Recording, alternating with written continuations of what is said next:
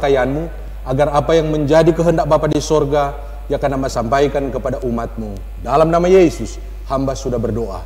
Haleluya. Amin. Kita akan membaca firman Tuhan yang terdapat di dalam 1 Korintus pasal yang ke-13.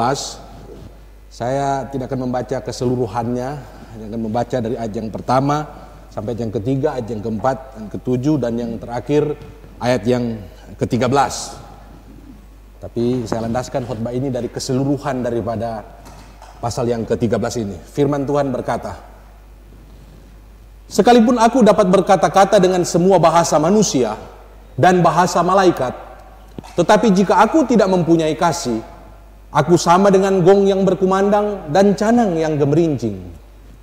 Sekalipun aku mempunyai karunia untuk bernubuat, dan aku mengetahui segala rahasia dan memiliki seluruh pengetahuan, dan sekalipun aku memiliki iman yang sempurna untuk memindahkan gunung, tetapi jika aku tidak mempunyai kasih, aku sama sekali tidak berguna.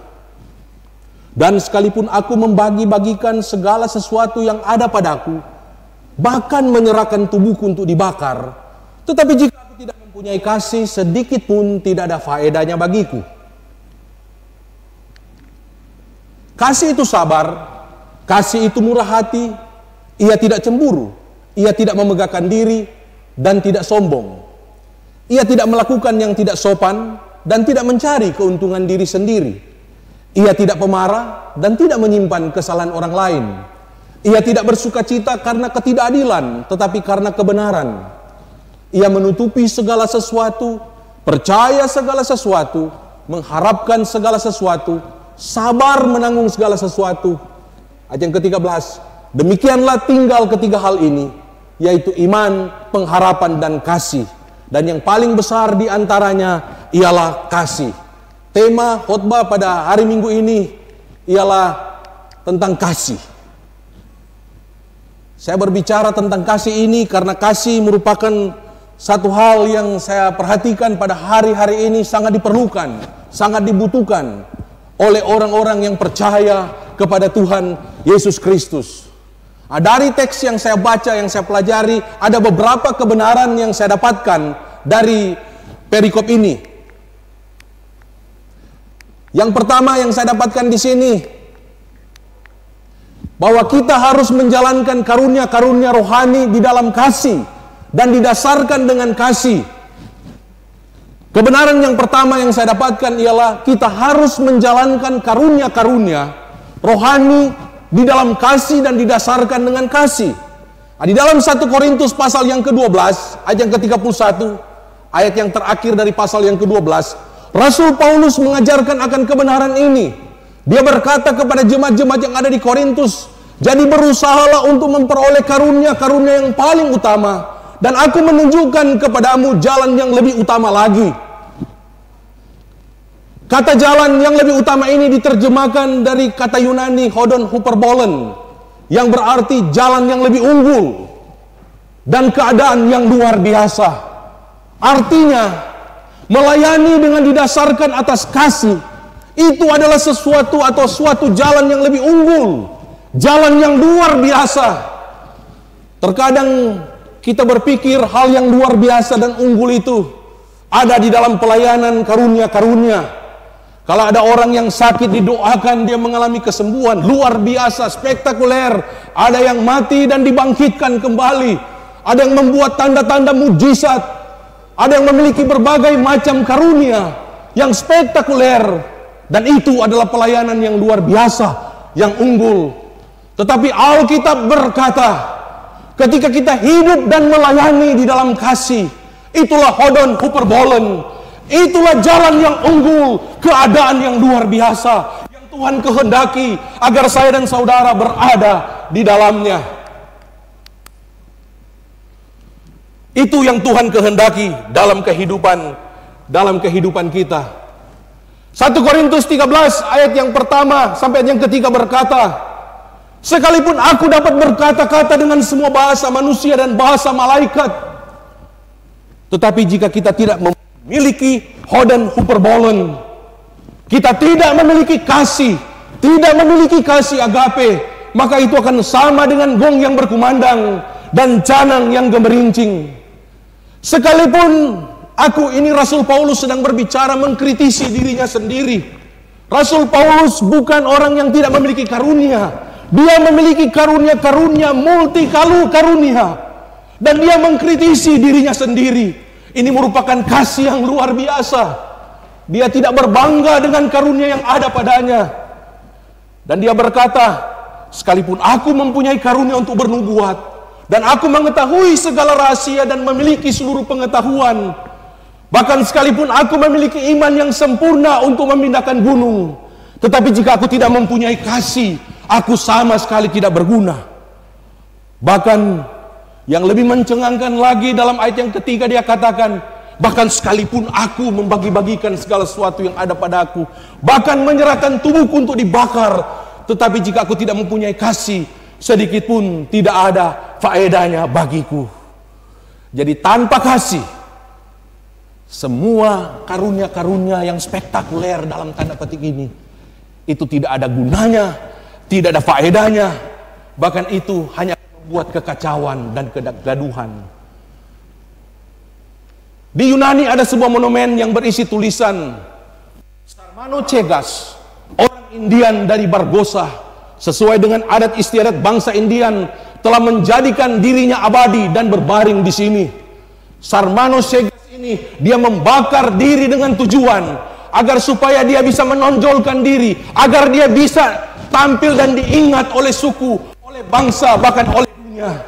Pengorbanan yang seperti ini, menyerahkan tubuh bahkan rela dibakar pun, kalau tanpa motivasi kasih, tanpa kasih Kristus. Kasih Kristus, kasih yang tidak menonjolkan diri, kasih Kristus yang tanpa pamrih, maka itu akan menjadi sia-sia dan tidak akan ada pahala dari Allah atas tindakan yang kita lakukan.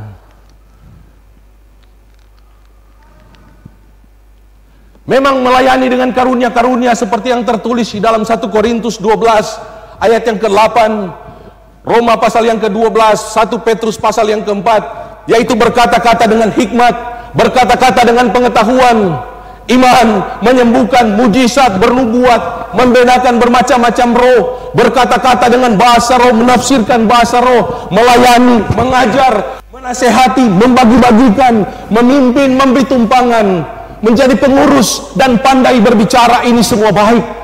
Ingat, karunia-karunia yang Tuhan berikan kepada kita semua baik, dan itu Tuhan karuniakan kepada kita secara cuma-cuma. Akan tetapi itu akan menjadi tidak akan ada artinya, tidak ada gunanya, tidak ada faedahnya. Bahkan kita semua itu diibaratkan oleh Rasul Paulus, pelayanan-pelayanan, karunia-karunia yang kita lakukan ini akan seperti gong yang berkumandang dan canang yang gemerincing. Yang kita tahu di tempat-tempat di mana kalau ada hal-hal yang seperti ini, gong yang berkumandang, canang yang gemerincing, itu akan membuat kegaduhan, itu akan membuat kekacauan dalam tempat di mana bunyi itu terdengar. Dan Rasul Paulus sedang mengacu kepada kuil-kuil Dionysus dan Cybele yang ada di kota Korintus, di mana ketika mereka membunyikan gong pada acara-acara ritual mereka, itu menyakitkan telinga, dan kemungkinan ada rumah ibadah di sebelah kuil-kuil ini. Dan Rasul Paulus katakan, karunia-karunia yang tanpa didasarkan oleh kasih, maka akan menjadi seperti itu, membuat kekacauan, tidak ada gunanya dan tidak ada faedahnya. Untuk itu saya mengutip seorang teolog, dia berkata, pada waktu kita menggunakan karunia rohani, pastikan kita memahami tempat yang tepat dari karunia-karunia itu di dalam skema keseluruhan dari berbagai hal. Ingat, kasih adalah yang terutama. Ayat yang ke-31 pasal yang ke-12, 1 Korintus 12. Kemudian 1 Korintus 13 ayat yang ketiga, kasih adalah yang terutama. Kemudian ayat yang ke-4 sampai ayat yang ke-7, dan mengandung hal-hal yang mulia. Dan ayat yang ke-8 berkata, kasih itu tidak berkesudahan. Nubuat akan berakhir, bahasa roh akan berhenti, pengetahuan akan lenyap, tetapi kasih tidak berkesudahan. Dan dalam ayat yang ke-13 Demikian tinggal ketiga hal ini, yaitu iman, pengharapan, dan kasih. Dan yang lebih besar dari ketiga ini adalah kasih. Kasih memberikan jawaban pada pertanyaan sepanjang masa. Apakah yang terbaik di dalam hidup ini? Apakah itu karunia? Apakah itu pemberian saudara yang didasarkan dengan motivasi untuk kepentingan diri sendiri? Bukan, tetapi kasih Kristus. Itulah jawaban yang terbaik dalam hidup ini. Untuk itu kasih harus menjadi motivasi. Kasih harus melingkupi setiap pelayanan karunia-karunia kita. Kasih harus menjadi landasan, menjadi dasar. Dia harus menyertai pelayanan karunia-karunia Roh Kudus yang Tuhan berikan kepada kita. Nah, sifat dari kasih atau kasih ini kalau kita memperhatikan dalam ayat yang keempat sampai yang ketujuh, dia dipersonifikasi. Artinya sesuatu benda mati tetapi yang dibuat hidup. Jadi kasih dikatakan di sini, dia itu dikatakan dia memiliki satu sifat seperti sesuatu yang hidup. Nah, personifikasi dari kasih ini ditulis oleh Rasul Paulus dan dia memiliki dua tujuan. Tujuan yang pertama Rasul Paulus mengapa dia menuliskan 1 Korintus pasal yang ke-13 ini. Yang pertama-tama dia bermaksud menunjuk kepada kesalahan-kesalahan khas yang dibuat oleh orang Korintus. Tetapi dia berhasil dalam memecahkan semua persoalan yang mereka hadapi. Buktinya, kalau saudara melihat di dalam 1 Korintus pasal yang ketiga, ayat yang ketiga, Rasul Paulus menyebut orang-orang Korintus yang tidak sempurna di dalam kasih. Mereka manusia duniawi. Tetapi setelah surat ini dikirimkan, setelah ada teguran-teguran, nasihat-nasihat, termasuk dalam ayat yang keempat sampai yang ketujuh ini, di dalam 2 Korintus pasal yang ketiga, ayat yang ketiga, yang tadinya dia berkata kamu manusia duniawi,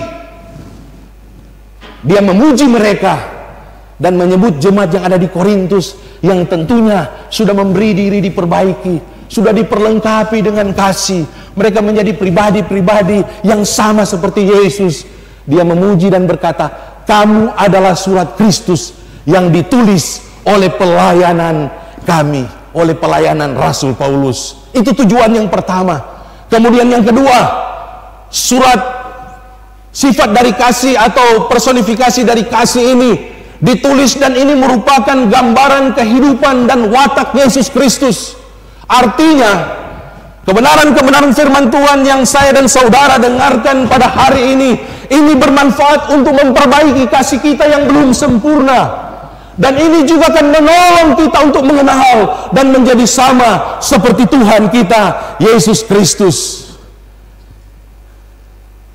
Itu kebenaran yang pertama.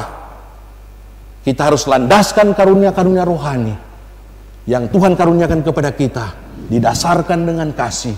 Dan biar kasih itu akan menyertai kehidupan kita, sehingga Tuhan yang dipermuliakan, sehingga segala sesuatu yang kita lakukan itu akan memuliakan nama Tuhan, menjadi berkat bagi sesama.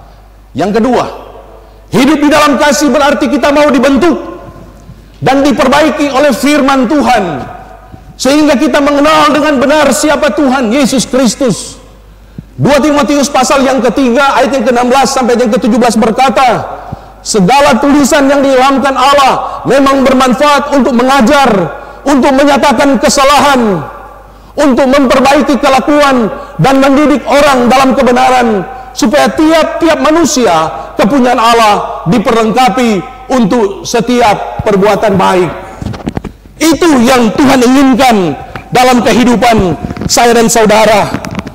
Untuk itu mari kita mau memberi diri dibentuk. Mari kita memberi diri diperbaiki oleh firman Tuhan. Memang firman Tuhan itu terkadang seperti pedang yang bermata dua, dan memang adalah pedang bermata dua.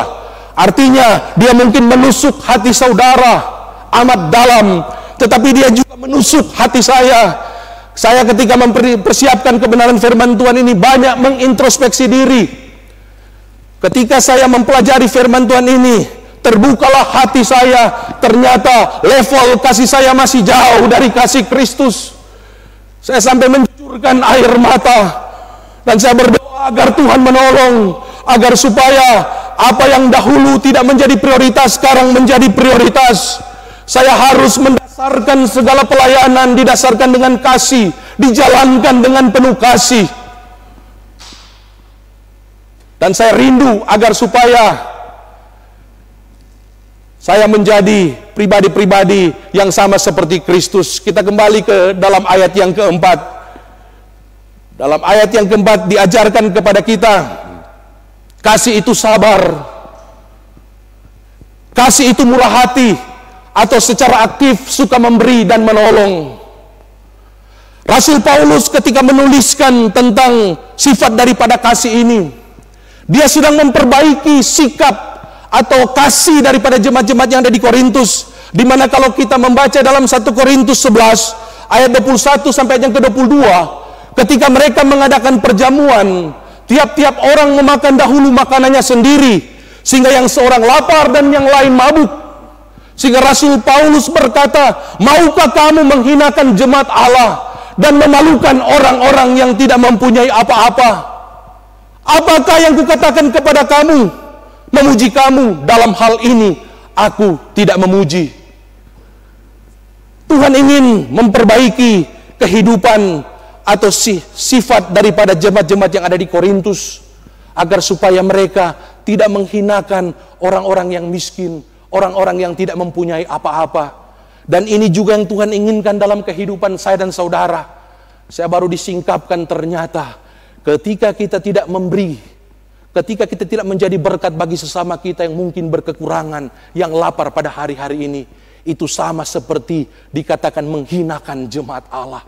Itu memalukan di mata Allah. Orang lain mungkin tidak tahu, tetapi di mata Allah kita itu diibaratkan seperti telanjang dan tidak punya apa-apa.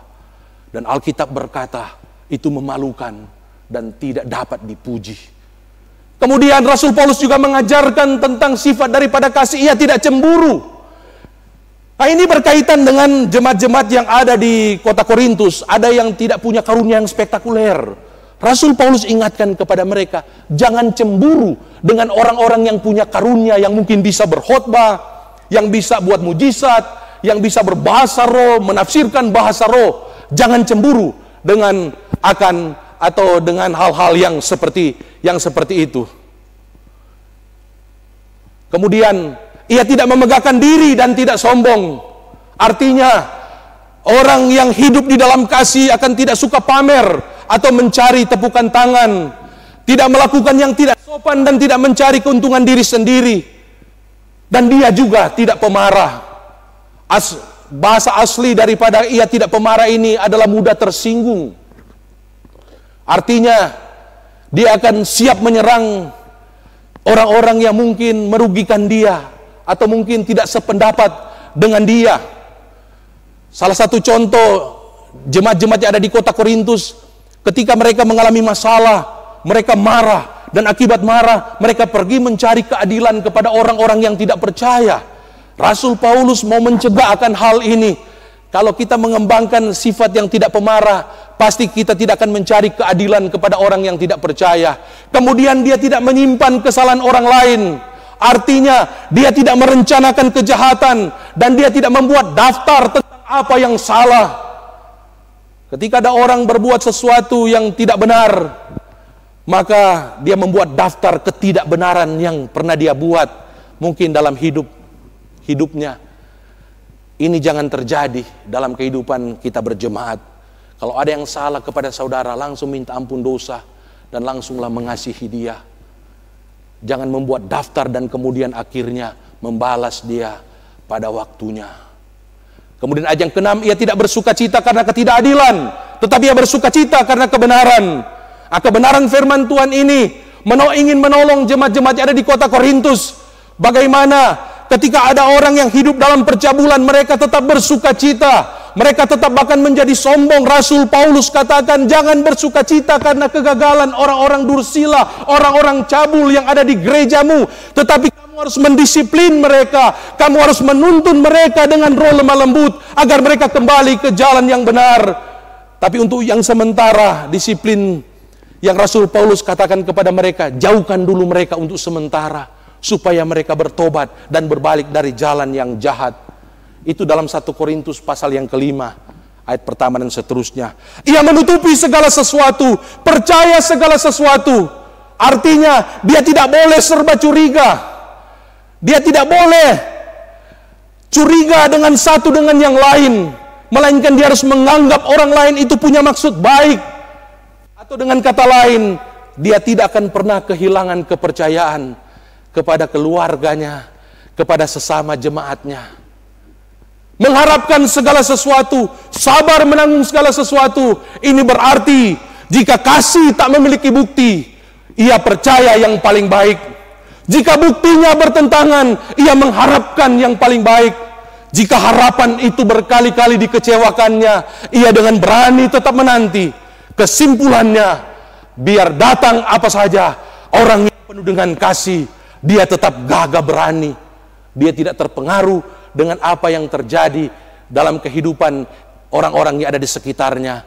Dan bukankah itu nyata dalam kehidupan Tuhan Yesus Kristus? Sekalipun mereka menyalibkan dia, tetapi kasihnya tidak pernah berubah. Dia tetap berkata, Bapa ampunilah mereka, karena mereka tidak tahu apa yang mereka perbuat melawan kehendak-Mu. Ketika Petrus menyangkal dia, kasihnya tidak berubah. Ketika murid-muridnya meninggalkan dia, kasihnya tidak berubah. Ketika orang-orang berbuat jahat kepada dia, kasihnya tidak berubah. Ia tetap dengan gagah berani, karena dia punya satu tujuan, dia punya satu misi. Aku harus menanggung dosa umat manusia di atas kayu salib. Aku harus menyelamatkan umat manusia segala zaman. Kalau bukan aku, siapa lagi yang akan berkorban bagi umat manusia? Itulah kasih yang Tuhan inginkan dalam kehidupan saya dan saudara pada hari-hari ini dalam kita mengiring Tuhan. Jika di dalam kehidupan dan pelayanan kita selama ini kita telah mengabaikan sifat dari kasih ini, maka sebelum semuanya akan menjadi tidak berguna, tidak ada faedahnya, dan hanya akan menimbulkan kekacauan. Marilah kita berusaha untuk hidup di dalam kasih ini. Ada dua cara yang saya boleh sampaikan kepada kita agar supaya kita bisa memiliki kasih ini atau terus disempurnakan oleh Tuhan dengan kasih ini. Yang pertama, kita perlu banyak berdoa, meminta agar Roh Kudus menolong kita untuk lebih mengenal kasih Tuhan ini. Ini yang menjadi doa Rasul Paulus kepada jemaat-jemaat yang dia gembalakan. Ini juga kiranya harus menjadi doa kita, baik secara pribadi, kemudian juga untuk jemaat-jemaat, untuk keluarga kita. Pokok doa kita memang tidak salah meminta Tuhan berikan makanan kepada mereka. Tuhan berikan baju yang baru, kendaraan yang bagus. Tuhan berkati pekerjaanku, berkati usahaku. Tapi ingat, firman Allah berkata itu yang dicari oleh bangsa-bangsa yang tidak mengenal Allah. Tetapi ketika kita mendahulukan kerajaan Allah dan kebenarannya, ini berbicara tentang kebenaran firman Tuhan pada hari ini, yaitu tentang kasih. Ketika kita berdoa, Tuhan tolonglah agar aku dapat memahami betapa lebarnya dan panjangnya dan tingginya dan dalamnya kasih Kristus. Tuhan tolong agar aku dapat mengenal kasih ini. Sekalipun kasih ini melampaui segala pengetahuan, Tuhan, aku berdoa supaya aku dipenuhi oleh kasih ini, dipenuhi di dalam seluruh kepenuhan Allah. Saya mendorong kita agar ini menjadi doa syafaat. Ini permohonan kita yang paling utama. Banyak berdoa agar supaya kita mengenal kasih Kristus. Tinggi, lebar, panjang, dan dalamnya kasih Kristus. Dan saya percaya Tuhan akan menolong kita dengan Roh Kudus, sehingga kita bisa dengan sungguh-sungguh, bukan hanya mendengar, tapi tidak melakukan, tetapi mendengar, mentaati, dan mempraktikkan firman Tuhan tentang sifat kasih ini. Dalam Yakobus 1 yang ke-22 berkata, mari kita menjadi pelaku firman Tuhan, bukan hanya pendengar. Dan jangan kita menunda-nunda untuk melakukan setiap firman Tuhan pada hari ini yang saudara dengarkan. Jangan kita menjadi sama seperti anak sulung dalam Matius pasal yang ke-21 ayat yang ke-29, ketika bapaknya menyuruh dia untuk melakukan apa yang menjadi tugasnya. Dia katakan, baik Bapa, tetapi firman Allah mencatat dia tidak pergi. Pada hari-hari ini ada banyak orang yang mendengarkan firman Allah. Amin. Haleluya, puji Tuhan. Tetapi pertanyaannya, apakah dia langsung melakukan firman Allah yang dia dengar? Saya mau ajak jemaat-jemaat yang ada, jangan menunda-nunda untuk melakukan sesuatu. Firman Allah terlalu banyak.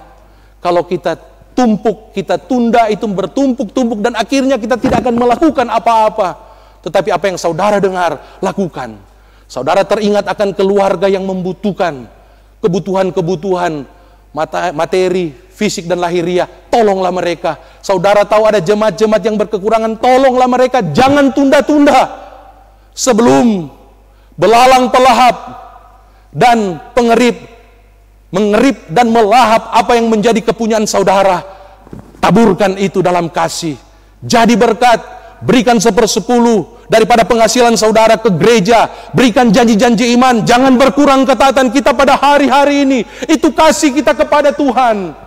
Kasih kepada Tuhan dan kasih kepada sesama. Anak-anak Tuhan harus memiliki kehidupan yang unggul. Hoden Huperbolen. Jalan yang lebih unggul. Jalan yang luar biasa. Itu jalan kasih. Dan jangan kita tunda, tapi kita praktekkan. Karena ini bukan pilihan. Yesus berkata dalam Yohanes 15 ayat yang kedua, Aku memberikan perintah kepadamu supaya kamu saling mengasihi seperti aku telah mengasihi kamu. Itu yang Tuhan kehendaki dalam kehidupan saudara dan saya. Bagaimana caranya kita mengasihi, terutama pada masa pandemi COVID-19 ini? Yang pertama, marilah kita melakukan kasih dalam 1 Korintus 13 ayat 4 sampai yang ke-7. Kita harus praktekkan apa yang kita dengarkan ini. Sabar, murah hati, tidak cemburu, tidak pemarah, tidak menyimpan kesalahan orang lain, tidak mencari keuntungan diri sendiri, tetapi membagikannya kepada orang lain. Percaya segala sesuatu, tentu yang terutama percaya akan firman Allah. Percaya yang difirmankan oleh Allah. Karena Alkitab berkata, seperti salju dan hujan turun ke bumi tidak kembali ke situ, melainkan mengairi bumi, membuat tumbuh-tumbuhan subur, menyediakan benih bagi penabur, menyediakan roti bagi akan makan. Demikianlah firmanku tidak akan kembali dengan sia-sia, melainkan dia akan melaksanakan apa yang kukehendaki dan akan berhasil dengan apa yang kusuruhkan kepadanya. Yesaya 55 ayat yang ke-8 sampai dengan ayat yang ke-11. Kita percayakan firman Allah, kita mengharapkan firman Allah, kita pegang janji-janji Allah dalam kehidupan ini. Itu merupakan juga penerapan daripada kasih. Tetapi yang saya mau angkat di sini berkaitan dengan tentang kemurahan hati. Aplikasinya kita harus menolong sesama jemaat maupun sesama manusia yang mengalami penderitaan. Yang mana kita tahu sebelum adanya COVID ini pun mereka sudah berkekurangan. Ya, terlebih lagi saat ini. Jikalau mereka belum kita tolong saat ini, persoalannya bukan karena mereka sudah dapat memenuhi kebutuhan mereka. Tetapi persoalannya mungkin roh anak sulung itu, mungkin roh manusia duniawi daripada jemaat di Korintus yang membuat kita belum melakukannya, yang membuat kita menunda-nunda untuk melakukan kebenaran firman Tuhan ini. Tetapi di dalam nama Yesus, kita hancurkan setiap tembok-tembok yang mau menghalangi kita untuk mengasihi. Dalam nama Yesus, kita menjadi pribadi yang gagah berani. Kita akan melakukan firman Allah ini. Kita akan menjadi berkat bagi sesama kita. Ini bukan himbauan dari saya saja, tetapi ini perintah Allah, ini firman Allah. Rasul Yohanes berkata dalam 1 Yohanes 3 yang ke-17, dia berkata, barang siapa mempunyai harta duniawi dan melihat saudaranya menderita kekurangan, tetapi menutup pintu hatinya terhadap saudaranya itu, bagaimanakah kasih Allah dapat tetap di dalam dirinya? Dia ingatkan kepada kita, anak-anakku, marilah kita mengasihi bukan dengan perkataan atau dengan lidah, tetapi dengan perbuatan dan dalam kebenaran. Haleluya. Kita diajarkan untuk mengasihi bukan hanya dengan kata-kata. Terkadang kalau kita menjalankan talenta karunia kita, mungkin banyak kata-kata, banyak mungkin kalimat-kalimat yang keluar, tapi terkadang sedikit kasih itu lebih berguna daripada banyak kata-kata. Alkitab berkata, kita harus mengasihi bukan hanya dengan lidah. bukan hanya dengan perkataan, tetapi dalam perbuatan dan dalam kebenaran. Kemudian yang kedua, marilah kita melakukan semua ini dengan didasarkan oleh kasih Kristus. Saudara dan saya melakukan ini bukan seperti yang dilakukan oleh ilustrasi yang saya sampaikan tadi. Dia membakar diri untuk menyombongkan dirinya. Tetapi kita lakukan semua ini karena didasarkan oleh kasih Kristus. Dalam 1 Yohanes 3 yang ke-16 dikatakan, demikianlah kita ketahui kasih Kristus, yaitu bahwa Ia telah menyerahkan nyawanya untuk kita. Jadi kita pun wajib untuk menyerahkan nyawa kita untuk saudara-saudara kita. Kita wajib menyerahkan nyawa kita untuk saudara-saudara kita. Kasih merupakan kekuatan paling besar di alam semesta ini. Kasih Kristus, kasih yang sudah dipersonifikasi oleh Rasul Paulus dalam ayat 4 sampai yang ke-7. Ini merupakan kekuatan paling besar di alam semesta ini. Pengorbanan Tuhan Yesus Kristus di atas kayu salib dan kehidupan kita di dalam kasih, ini merupakan kekuatan yang tidak bisa dihalangi, tidak bisa dihentikan, bahkan oleh kekuatan manusia, oleh kekuatan yang dahsyat seperti apapun di dunia ini. Bahkan itu tidak bisa dihentikan oleh COVID-19, oleh penyakit corona. Karena kasih Kristus yang ada dalam hati saudara, kasih Kristus itu sudah dicurahkan oleh Roh Kudus di dalam hati saudara. Roma pasal yang kelima, ayat yang kelima. Dan karena kasih Kristus sudah menguasai hati saudara, marilah kita menyatakan iman kita. Sama seperti Rasul Paulus katakan di dalam Galatia 2 ayat yang ke-20.